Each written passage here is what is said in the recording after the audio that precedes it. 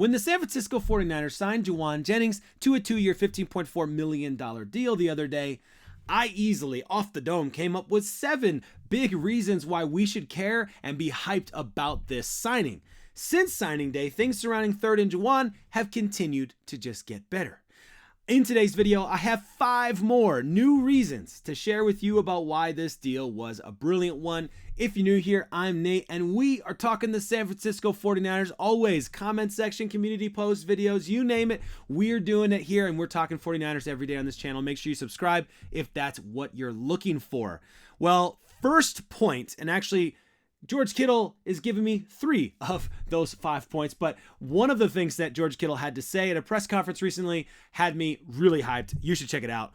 George Kittle, I think every single person in the NFL that watches tape, every general manager, every scout, anybody that watches tape, they look at Jauan's film and they're like, holy cow, this guy is one of one. And I think I know what he's getting at, and we'll get to another quote in a second that will kind of hopefully point to what George Kittle is trying to say here. But part of it is just what the guy is doing, every single play in, play out, if that's a phrase. It seems like it should be a phrase if it's not. He's always out there being a nasty blocker. He's helping on every single aspect, every single type of scheme that the 49ers are running on offense. He can be a part of it when he's on the field. And that's something worth celebrating. George Kittle calling him here one of one and saying anybody who watches tape is going to feel the same way about this guy. That's positive. I'll take it. Point number 2, also from Kittle here. His mindset and his attitude when he's on a football field is completely different.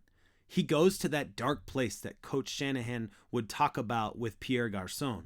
He just is very violent in the way that he plays the game, which you don't see in all receivers. He will hit defensive ends as hard as he can. He'll hit linebackers as hard as he can. He's not scared of anything. And if you need him to win on a one-on-one rep, he's going to win on that one-on-one rep. He's got incredibly strong hands. This guy, man, I mean, you feel it. And I've seen it on other 49ers YouTube channels. I've seen it on Twitter. I know the 49ers faithful recognize what Jauan Jennings is doing outside of just catching the ball. And this is something we do have to talk about. And a guy like George Kittle is going to respect it because Kittle knows what the job is as a blocker. Great tight ends always know what it's like to be a blocker, but they also know as a tight end, you have to go out there and you have to find space and you have to catch the ball. You have to get out there and run a clean route and make an opportunity happen for you. So he, better than anybody, would really understand that balance between being super important in the blocking game and really holding up that strong side, but also knowing that he has to also get out there and get catches. And seeing what Jauan Jennings is able to do as a blocker, but also able to turn on the afterburners and speed and get in the slot and make those big catches, I think it's understandable why George Kittle really does appreciate this guy. Point number 3. For a guy that does it all, he runs the routes, he does the run game, he shows up every day, loving the game with a great attitude every single day. And then you get to the game day and he makes all those plays. That's someone that you want to be in your building. That's someone that you want to pay.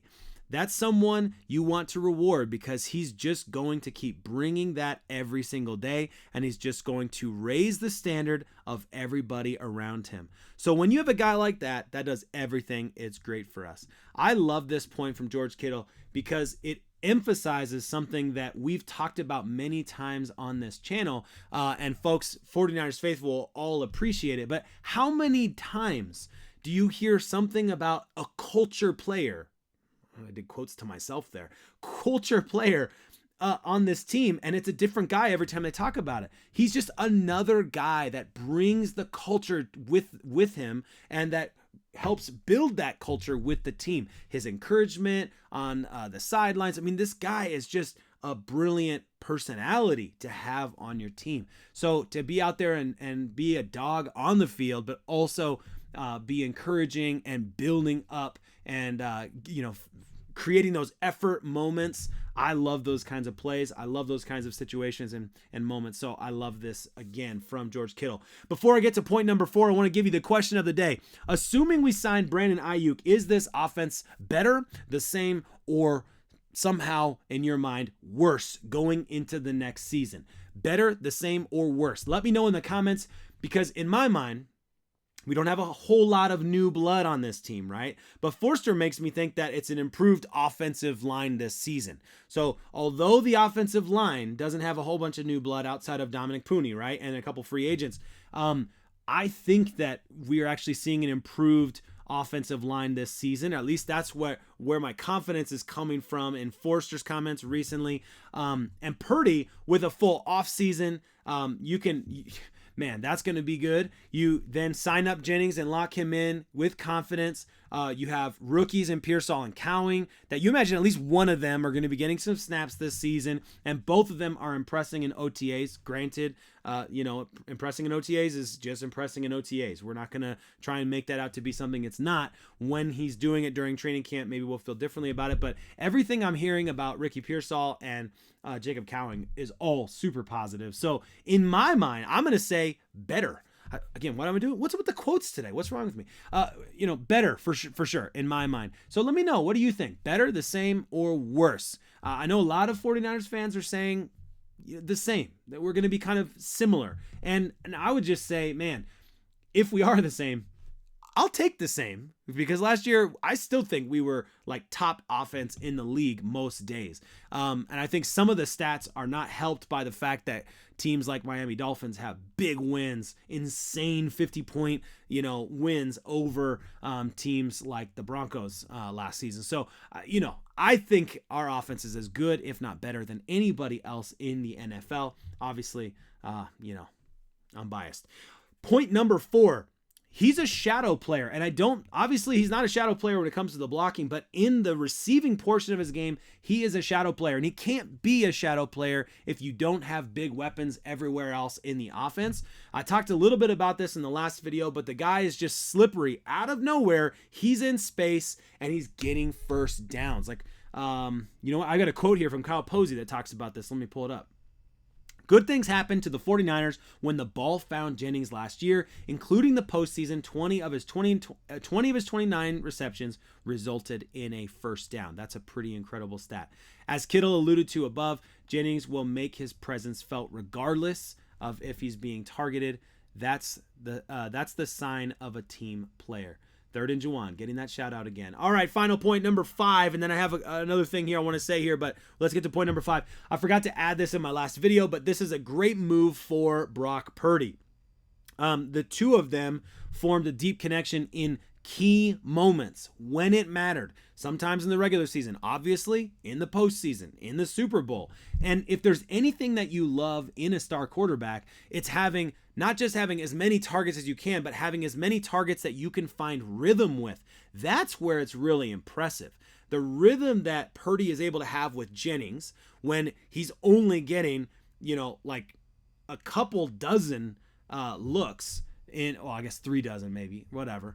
Between 2 and 3 dozen looks during the course of the regular season, then you have Jauan Jennings, who's on the other side of that, doing the same thing. He's only getting so many looks, and they're still able to have that timing and rhythm. That, I think, is really special. Says a lot about the quarterback, but also says a lot about the combination of that quarterback and that wide receiver being able to find rhythm out there.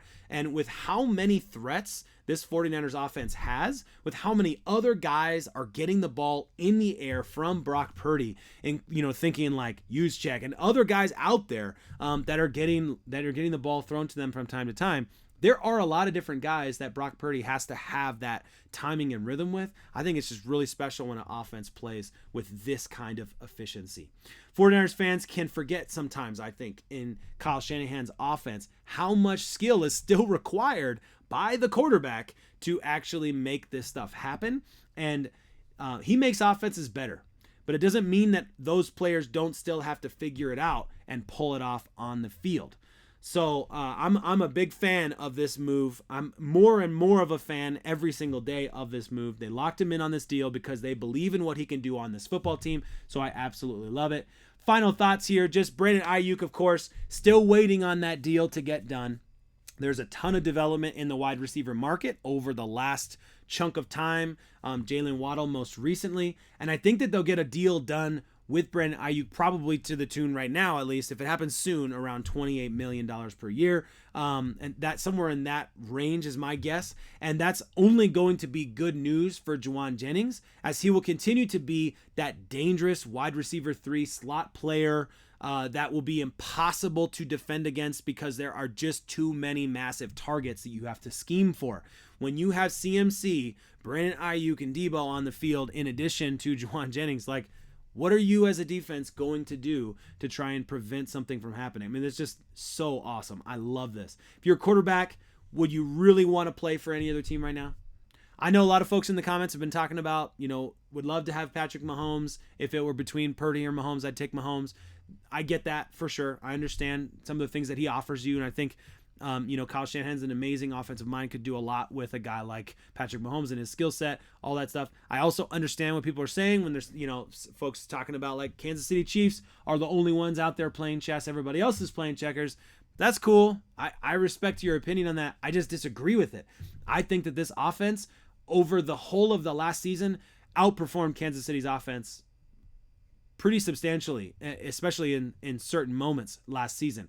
They had maybe a third of their season that was just weak, and we had a couple bad games in there. There's some injuries playing into that as well. We had a couple bad games in there, but man, I feel like overall the 49ers looked like a much more complete, much better team throughout the majority of the season, winning when it mattered, things like that. So that's just my opinion, but let me know in the comments. Feel free always to say your opinion in the comments. I'm optimistic, and you're probably not surprised by that. As always, faithful, what a time to be alive.